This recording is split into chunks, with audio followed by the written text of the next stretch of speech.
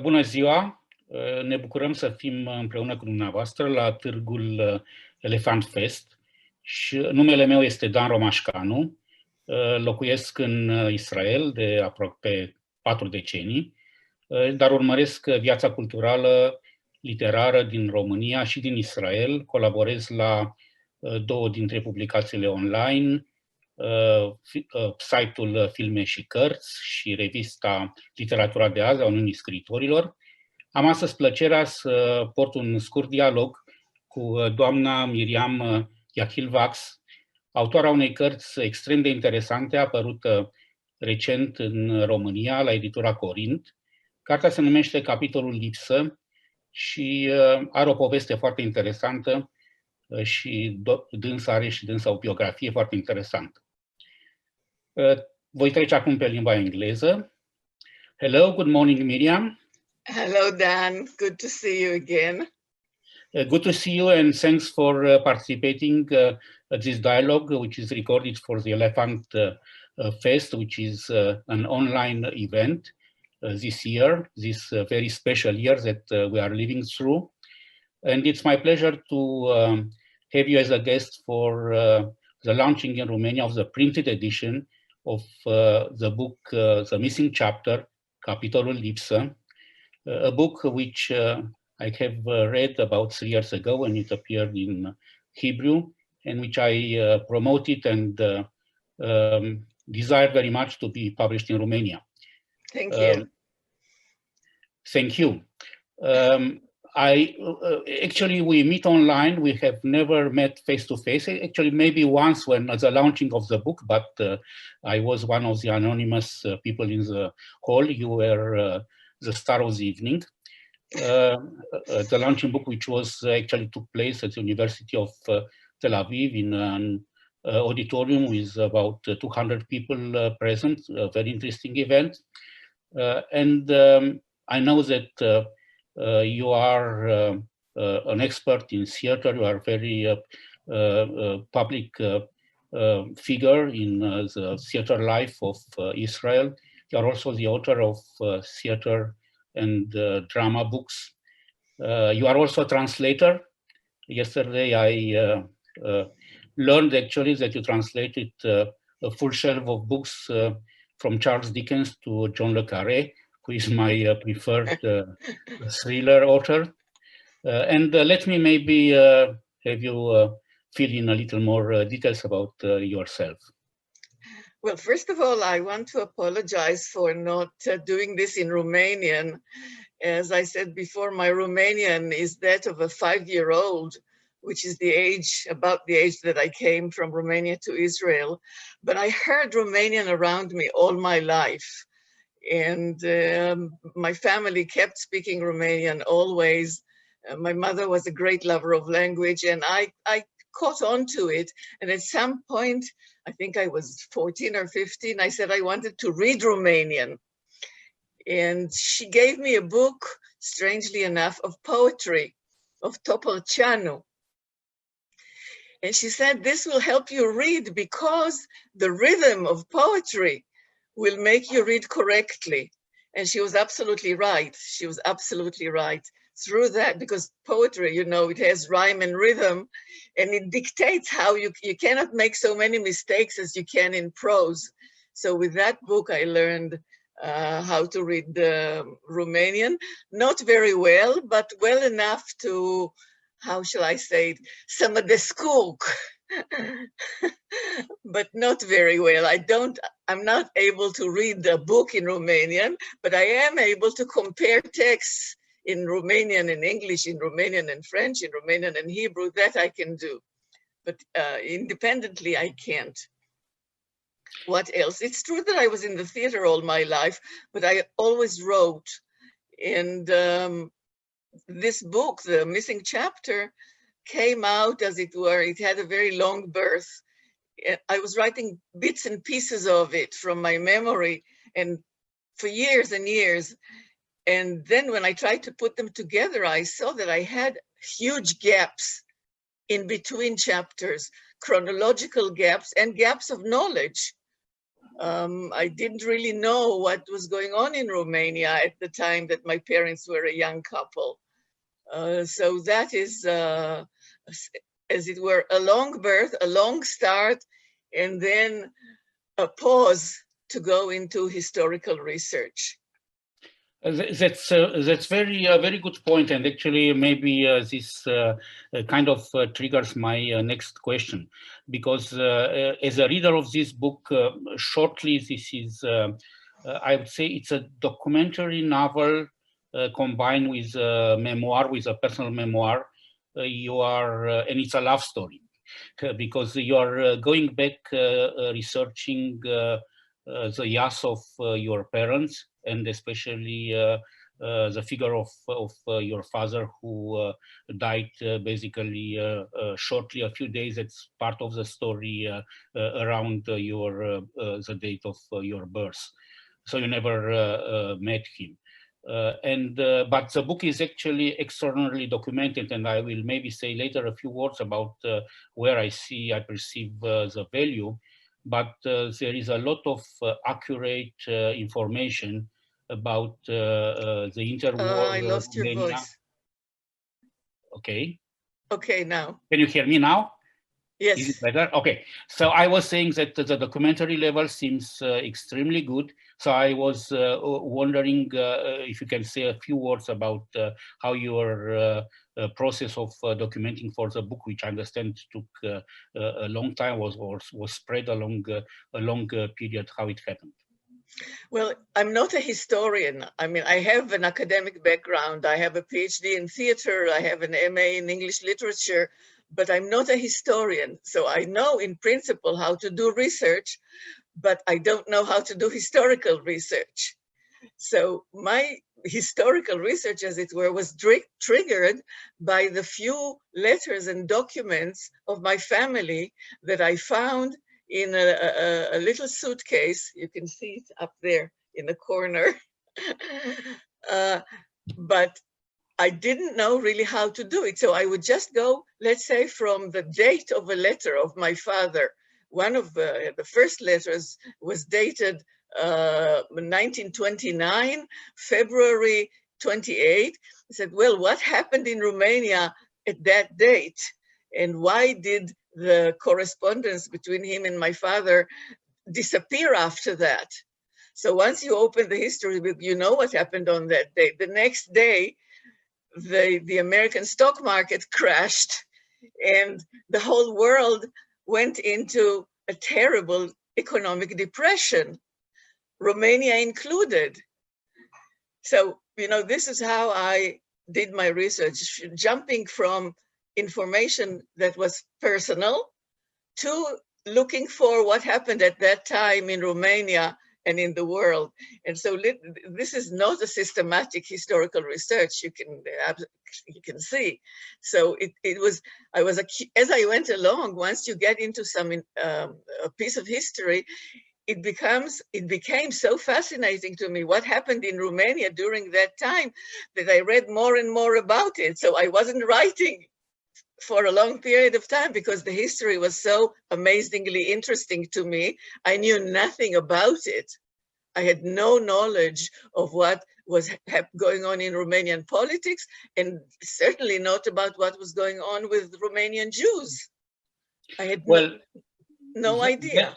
To this point, this is actually, I would say, a little bit illustrating the status of information that we have in Israel about the history of Romania. So Romania had actually the second big Jewish community between the two wars. So Poland had around 3 million Jews. Romania was close to 1 million Jews before the Second World War. And yet in Israel, we know very little about the history of the Romanian Jewry and about the Holocaust that happened. Not only do we know very little, there was this false assumption that everything was fine in Romania for the Jews, that they were all right, that nothing happened to them. And this is completely false. Exactly. And I would say that from the perspective now, the book is actually a very useful bridge between the Romanian and the Israeli culture, and between the historical perception of the events that took place between the two wars and during the Second World War. In Israel, to be informed about the Romanian Jews and their history, but in Romania also, because there is a perception in Romania about what happened during the Holocaust, about what was the status of the Romanian Jews. There are, of course, a few very well-known writers and cultural figures, people like Mihail Sebastian, Tristan Tzara, Benjamin Fundoianu. But those people were, most of them, people who were, how should I say, very assimilated into the Romanian culture. They didn't hide their Jewish origin, but they expressed themselves as Romanian intelligentsia, or in the case of Tzara, universal intelligentsia, or Fundoianu was actually French in culture and most of his works. The perspective that you are offering is actually the perspective of the majority of the Romanians, who were not necessarily intellectuals, and some of them were also attracted by the communist movement. There is very little information, almost none, about what happened with the people who took refuge in the Soviet Union during the World War II.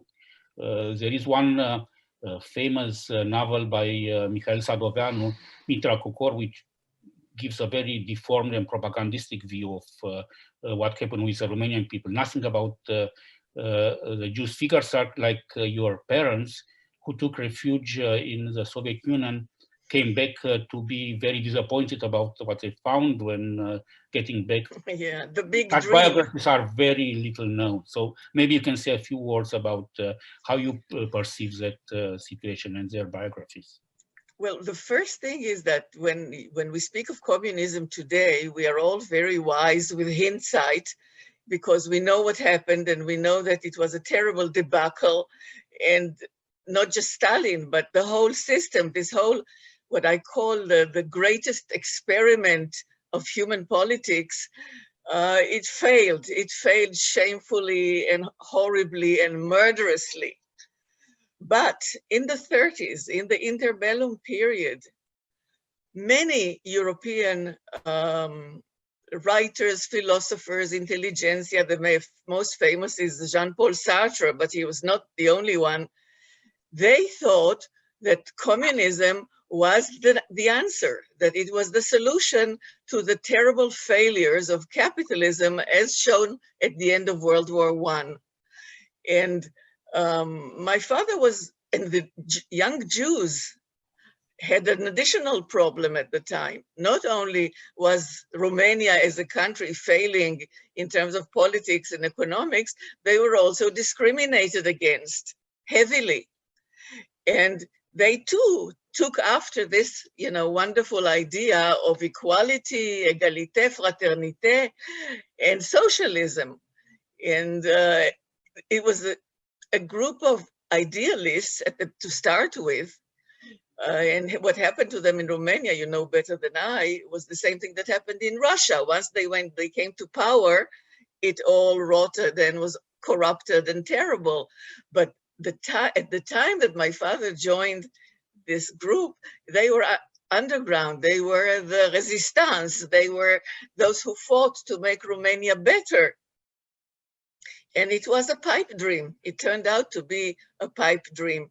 At the end of the war, the year after the war, which my parents spent in the Soviet Union, showed them the terrible failure of the system, and also the acceptance with which they were met when they crossed the border early in the war was turned upside down. They were no longer liked. All the refugees were impolitely asked to leave Russia or were kicked out of it. So they came to Romania, even though they left it great danger, they came back to it because it was still home. Their families were there, and they were hopeful that, you know, the lessons of the war were learned, but obviously they were not. You wrote in the beautiful review of my book that they did not try to capitalize on their communist past. And that is true. This is why I labeled my mother the last socialist. They were truly naive people who wanted to make a better world, but they never really became part of any mechanism of government or a mechanism of even of labor organization. My mother did something with that in Israel, but not in a political way. This is a tragedy. They came back to Romania. It was just before communism, but it was clear that that was coming up. And my father warned his sister to send her son out of Romania. And this son, I will not name him, became a very famous physicist in France. But his education was in Romania. He graduated Polytechnic in Romania, and he took his diploma in Romania. But the great name he made for himself was in France. This was the fate of many Jews, as you probably know. Yeah. I would also recommend to the Romanian readers who will get this book also to read the pages about the times that Miriam's parents spent in the Soviet Union. I believe that there are some pages about Stalingrad and about the siege of Leningrad. Yes. That are maybe not yet written even in the Russian literature, and they are very worth reading. Maybe one last question, because we are getting towards the end of our... I thought this will happen. We won't have enough time. Yes. The end of the dialogue, but and this may be a little bit of more a personal question. What did you learn, and how did the documentation and the writing of the book change your feelings about your parents and especially about your father? How did you learn about them? Well, it changed my feelings completely. First of all, about my mother, I must say, because she was she didn't talk much about most of the things that I discovered during this process of writing. She didn't talk much about it. She had this Romanian façon of keeping the not so nice things out of sight. She had this habit always, you know, in the book I mentioned that my father always had a silk handkerchief in the breast pocket of his suit. Even in the worst of times, there was always a silk handkerchief. And this was typical of my mother. I only realized how terrible it was for her, and that I had a brother, a baby brother who died, in researching for the book, in trying to put together the story. My father was, in a way, an easier thing because I really didn't know him. So I created him from my imagination and from the documents as, you know, the absent hero of literature, a kind of character that I could like, that I could love. And in that sense, although many of the things are historically correct and true and based on fact, many others are figments of my imagination, taking off, you know, on a line or a sentence that my mother told me, or on one of the songs that were his songs that she used to sing to me at night, and taking off from that to imagine a whole scene in the train station, and a lifetime of partings and meetings in train stations, which was the fate of many people during that terrible period before the war and during the war. So, you know, here comes my contribution, as it were, to the creation of the image of my father. But he is I did create him in a way that, yes, I came to like him. I came to love him, if you like, as a character. And it's a memorable character indeed. Thank you. And thank you. I believe that we are close to the end. I would just maybe close by inviting the people to buy the book, read the book, and also provide feedback if they are interested. I should also mention the very good translation by Dragoș Zețu. It's a beautiful Romanian version. And I would say that we are waiting for your next books, Miriam. Let me just add one note. When I read this in Romanian, it felt to me like a homecoming, because I've never read a complete novel in Romanian, and this was mine. So in a way, I knew what it was about. In another way, I never imagined it in Romanian. And I was hearing in my mind's ears my mother reading it, you know, imagining her reading it and commenting on it. She was an avid reader and a lover of literature, and she wanted to be a writer, but this never happened. As I said, this whole generation of between the wars had a life postponed. Right. Thank you, and beautiful it is indeed, and it's beautiful hearing and beautiful reading. I'm looking forward to getting the reactions of Romanian readers. Thank you, Dan. Thank you. Goodbye. La revedere. Goodbye. La revedere.